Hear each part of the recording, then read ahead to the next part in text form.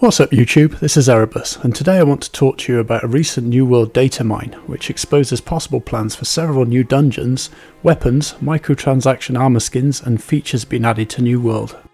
Before we go any further, just a quick disclaimer, data mined information often includes leftover code for items and features that have been removed from previous versions, so there's absolutely no guarantee that any of these items or features will ever be added to New World, or when they might be added if they are indeed still planned.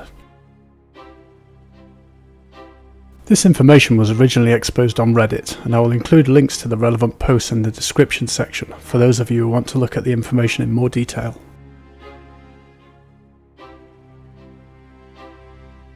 The data mine reveals that although the game's beta only contained 5 dungeons, 11 dungeons are referenced in the game's source code, which could mean that many more dungeons will be added, either before launch or after.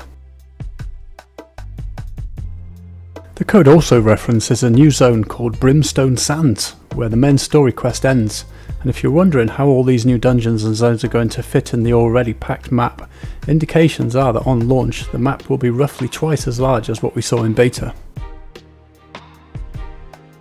With all that landmass to navigate, adding a minimap to the game sure would be useful, and data mined information does indicate that this is a distinct possibility.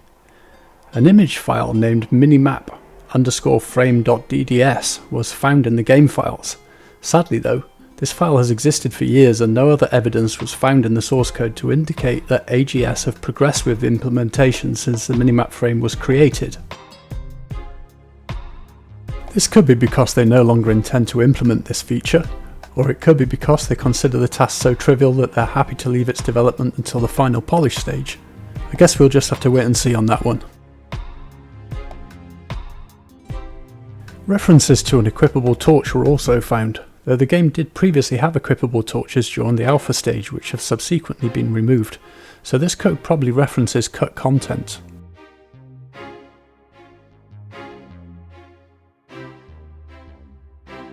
Several new weapons were identified in the data mine, including a one-handed mace, which is likely to deal strike damage as default and could perhaps have an ability tree which is similar to the Warhammer but with more focus on stuns and less focus on knockbacks.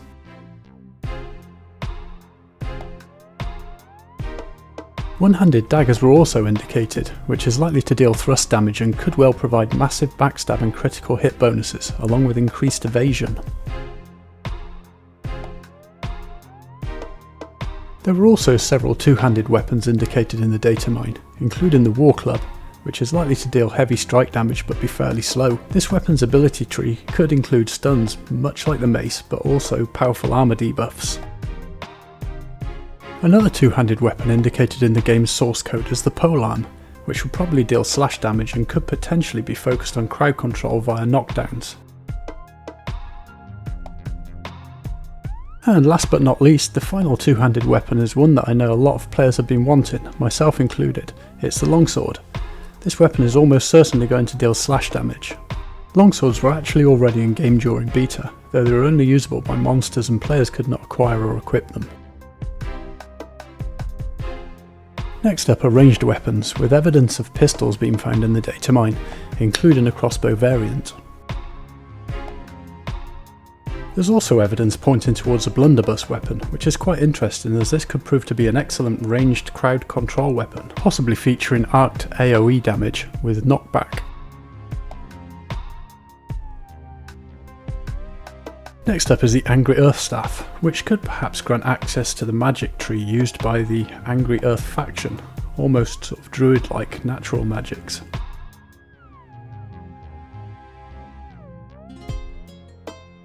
And last but certainly not least, we have the Void Gauntlet. This is the most interesting weapon revealed by the data mine, because a complete spell or ability table for this weapon was also discovered, making it highly likely that AGS still plans to implement this weapon at some point, possibly before launch. The Void Gauntlet ability table is as follows. Void Blade. Summon a blade of void energy that converts your basic attack to melee. Tap basic attack to perform a quick slash that deals X% weapon damage, or hold to perform a thrust attack that deals X% weapon damage.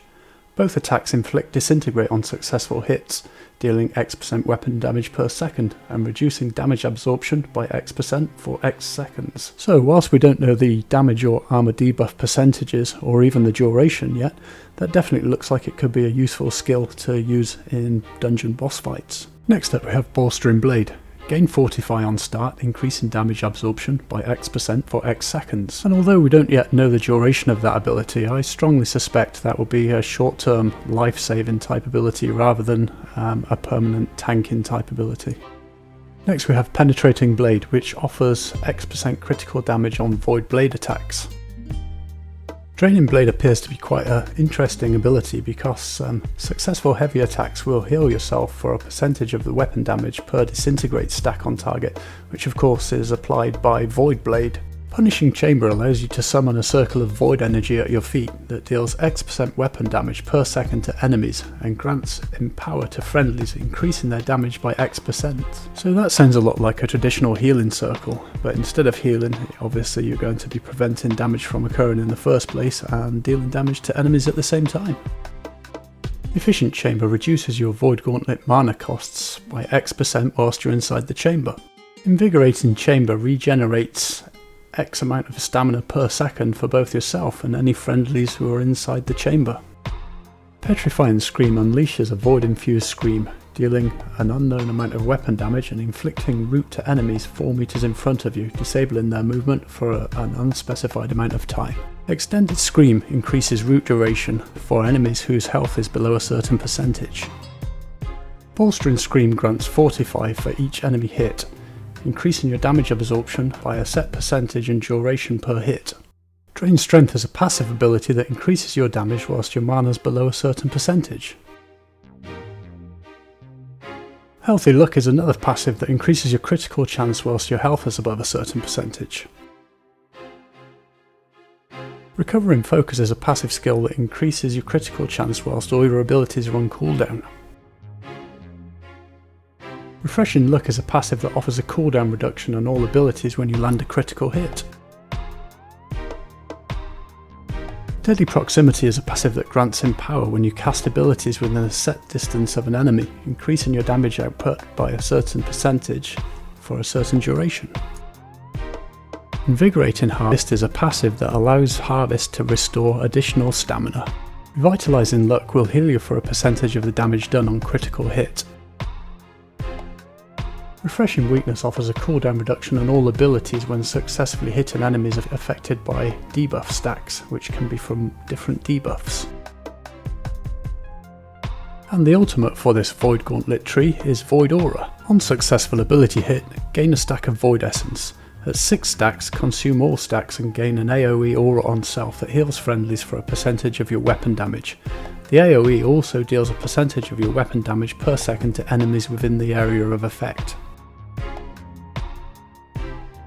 Like all weapons in New World, the Void Gauntlet also has a second tree in its table. The abilities for the second tree are as follows.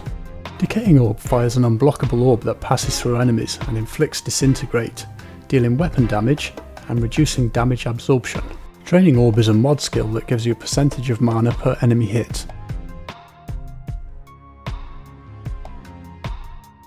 Slowing Orb slows enemies already afflicted by any debuff.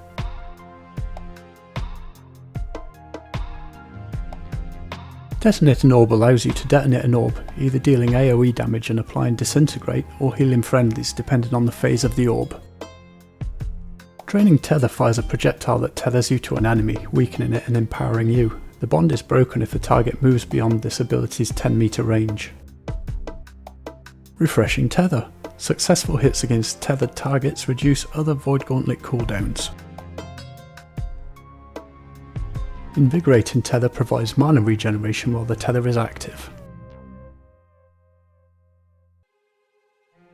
Reaping Tether allows you to regain weapon damage as health if the tethered target dies. Essence Rupture heals anyone that hits the affected target for a percentage of the damage they deal.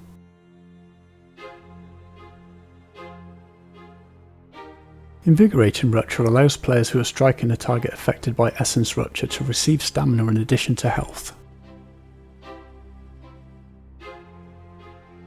Revitalizing Rupture. Friendlies within range of the afflicted target are healed for a percentage of your weapon damage when Essence Rupture ends. Refreshing Range is a passive skill that gives a cooldown reduction on successful light attacks against targets more than a certain distance away. Extra Thirsty is another passive skill. This one grants mana when successfully hitting targets with light attacks while all your abilities are on cooldown. Efficient Consumption reduces your mana costs whilst your mana is above a certain percentage. Refreshing Harvest reduces your cooldowns by a percentage per second while performing Harvest. With every last drop, successful heavy attacks against enemies below a certain percentage of health restore an additional percentage of the damage done as health. Topped Off allows successful heavy attacks to increase the duration of your applied non-crowd control debuffs by a percentage. Evasive Refresh allows dodging with full mana to reset the lowest active cooldown. And the final skill in the Decay tree is the ultimate skill, Void Conversion. Gain a stack of Void Essence per successful ability hit. At a certain number of stacks, your next successful heavy attack will instantly reset all Void Gauntlet cooldowns and remove all stacks. Next, let's take a look at some of the microtransaction store armor skins revealed by the datamine. If you played in the recent beta, you probably already recognise Runic Jackal. Aegis of Providence was also revealed in the beta.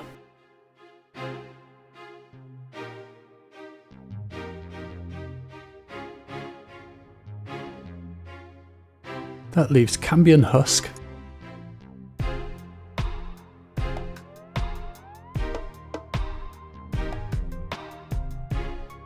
Pirate,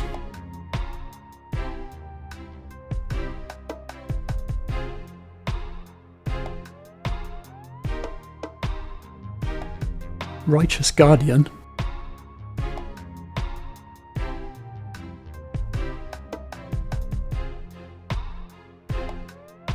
Runic Bear,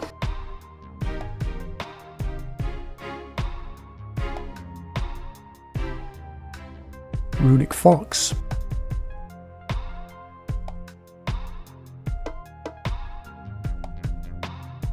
and Special Corrupted, which is rumoured to be the Twitch drop.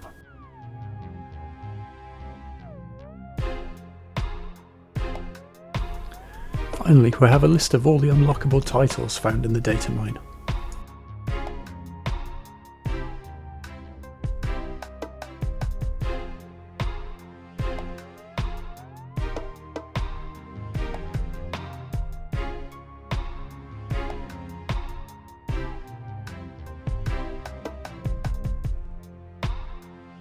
Thanks for watching, please remember to like and subscribe.